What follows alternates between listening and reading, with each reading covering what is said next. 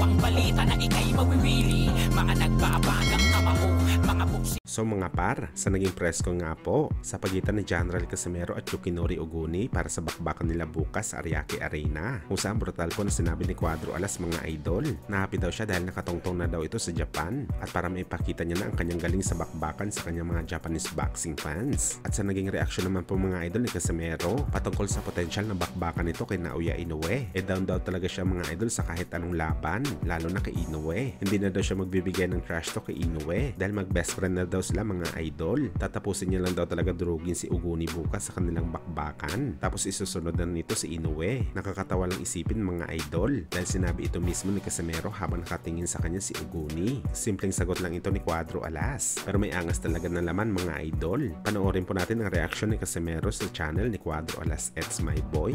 Naoya Inoue, matagal ko ng dream yan. Naoya Inoue is my best friend now. Naoya Inoue, where are you?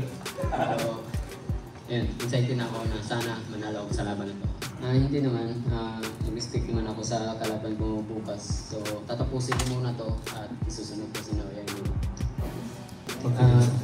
Sa mga Filipino fans kasi at sa mga solid supporters ko, gusto nila na maglaban kami ni Naoya Inoue kasi sabi nila ako lang daw yung makakatalo kay Naoya Inoue. So, hopefully na hindi sila magsisisi sa sinasabi nila na panindigan ko kung maglaban kami, panindigan ko na tayo kung manalo kay Naoya Inoue. Mag-ano muna kami, mag-sign muna kami ng contract para ma-surprise yung lahat ng mga tao kung paano ko siya tatalunin. Kasi kung sasabihin ko ngayon, may isang kalaban pa ako bukas. So bukas tatapusin ko muna.